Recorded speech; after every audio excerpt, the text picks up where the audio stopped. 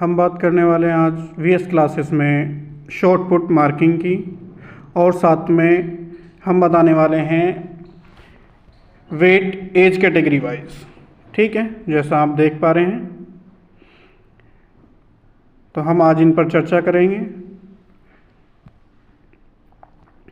ठीक है, तो सभी इस चैनल को लाइक, शेयर एंड सब्सक्राइब करें, जिससे ये जो इन्फॉर्मेशन है सभी फिज़िकल एजुकेशन या जिनको ज़रूरत है उन तक पहुंच सकें। जैसा आप देख पा रहे हैं, हम चित्र की सहायता से आपको दिखा रहे हैं यहाँ पे कि शॉर्ट पुट हम किस तरह से थ्रो करते हैं।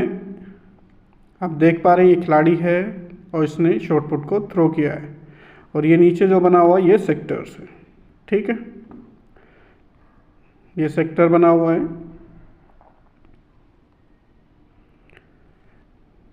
ये जो बना हुआ है, ठीक है, ये सेक्टर है जिससे ये थ्रो कर रहे हैं। ये खिलाड़ी हैं यहाँ पे। आगे बात करते हैं, जैसा कि आपको यहाँ पे हमने अभी बताया कि सबसे पहले हम बात करेंगे shot put weight age category wise. तो सबसे पहले हम बात कर रहे हैं यहाँ पे बॉयज़ की, कि बॉयज़ और मैन की कि कौन कौन सी कैटेगरी के लिए कितना कितना वेट होता है।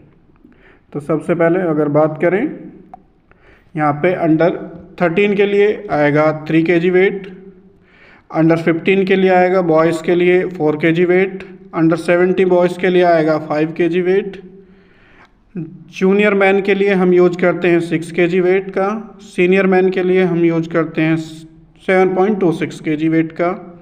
वैसे ही अगर हम मैन 35 to 49 ईयर के जो मैंस हैं उनके लिए हम यूज करते हैं 7.26 kg का वेट, और जो मैन हमारे 50 से लेकर 59 ईयर तक की एज में आते हैं उनके लिए हम 6 kg का यूज करते हैं।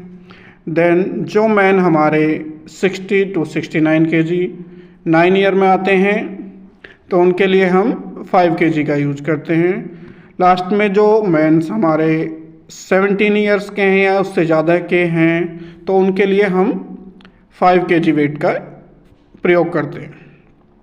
ठीक है, देन अभी हमने ये सभी देखा बॉयज़ कैटेगरी के लिए कि बॉयज़ में हम कितना कितना वेट रखेंगे।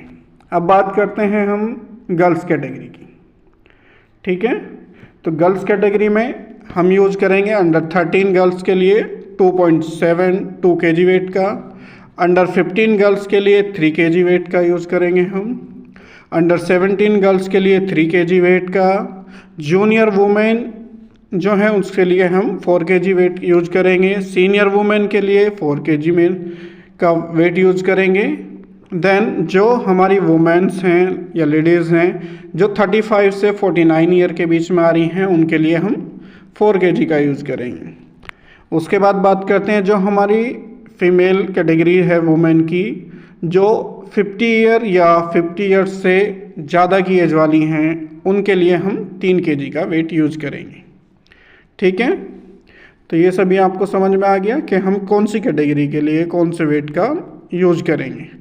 तो जैसा कि अब पूरे ग्राफ में आप देख भी पा रहे होंगे कि ये सारी कैटेगरी हमारी शॉर्ट पुट की है कि कौन सी कैटेगरी के लिए हम कौन सा शॉर्ट पुट का प्रयोग करेंगे। करते हैं शॉर्ट पुट की मार्किंग की, कि मार्किंग किस तरह से हम करते हैं। तो मार्किंग के लिए जैसा हमने यहाँ पे दिखा रखा है डायग्राम में कि सबसे पहले हम इसके सर्किल की बात करते हैं। सर्किल होता है हमारा जो होता है कितने का होता है सर्किल। सबसे पहले हम सर्किल बनाएंगे, सेंटर पॉइंट लेंगे एक, उसके हिसाब से हम अपना सर्किल तैयार करेंगे इस तरह से। ठीक है, और सर्किल हमारा ये सेंटर पॉइंट में हम लेंगे। ठीक है, सेंटर पॉइंट से हम सर्किल बनाएंगे जिसकी हमारी डायमेंशन होती है 2.13 मीटर। जो इसकी लंबाई है वो 2.13 मीटर है। त्रिज्या की बात करें 1.067 मीटर इसकी त्रिज्या होगी। ठीक है, अब बात करते हैं इसमें हम किस तरह से हम सर्किल को बनाएंगे। तो सबसे पहले हम यहाँ से जिस तरफ हमारा सेक्टर एरिया है उस तरफ के लिए डायमेंशन करेंगे। जैसे हमारी जो साइड लाइन है इनको निकालेंगे, या हमारे पास में 3 4 5 का जो फॉर्मूला है उसको हम यहाँ पे अप्लाई करेंगे। तो इसमें हम ये जो 4 मीटर की इस तरह से लाइन लेंगे, 3 मीटर की इस तरह से लेंगे, और ये 5 मीटर की लाइन ये रहेगी, ये 3 मीटर की रहेगी, ये 5 मीटर, और ये 4 मीटर। ठीक है, वैसे ही सेम लाइन हम इस तरफ लेंगे, ये हमारी 4 मीटर की हो गई, ये वाली हमारी 5 मीटर की हो गई। ठीक है, और ये हमारी सेम 3 मीटर की रहेगी इस तरह से। ठीक है, ये हमारा बन गया। अब बात करते हैं इसके कोण की। तो इसकी सेंटर पॉइंट से हमने जो ये सेंटर पॉइंट लिया है, ये सेंटर लाइन जा रही है हमारी डॉटेड, तो इसको हम डायमेंशन करेंगे। अगर हम इसको रूल्स के हिसाब से बात करें तो ये हमारी लाइन हम इसको लेंगे, अगर 10 मीटर लेते हैं,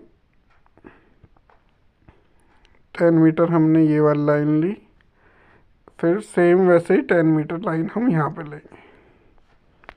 तो जो ये हमारा सेंटर पॉइंट आ रहा है, ये वाला सेंटर लाइन का ये वाला पॉइंट्स, ये ठीक है।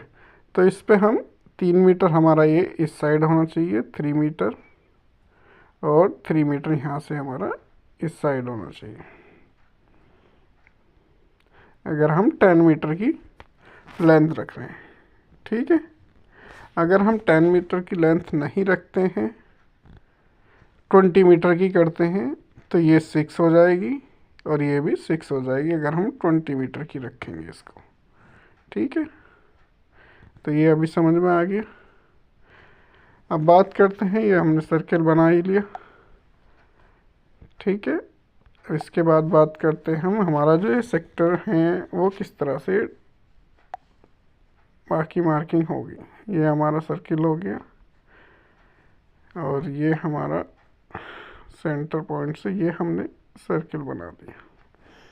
ठीक है, ये हमारा सेक्टर पॉइंट बन गया। इसके बावजूद ये जो हमारा सेंटर पॉइंट्स हैं, और ये हमने जो इधर ये वाला कोण बनाया था, तो इसी से हमारी जो ये लाइन होती है, साइड लाइन बोलते हैं इनको हम, इनकी दूरी होती है 75 सेंटीमीटर। ठीक है, ये दोनों तरफ रहेगी। उसके बाद में आता है हमारा जो ये वाला कोण बनेगा हमारा, ये वाला वो 34.92 डिग्री का बनेगा। ठीक है, 34.92 डिग्री का। ये समझ में आ गया इतना। अब इसके बाद बात करते हैं हम अपने नेक्स्ट की, कि इसके आगे जो ये टो बोर्ड लगा हुआ है उसको किस तरह से हम लिखेंगे, या उसकी क्या मेजरिंग टेप होती है उसके बारे में। ये दिख रहा होगा आपको वाइट वाला, ये टो बोर्ड होता है, ये जो इस तरह से बना होता है। ठीक है, इसकी जो ये वाली लंबाई है टो बोर्ड की, ये होती है 1.21 मीटर, 21 मीटर। ठीक है, ये वाली जो लंबाई होती है इसकी 30 सेंटीमीटर, 30 सेंटीमीटर।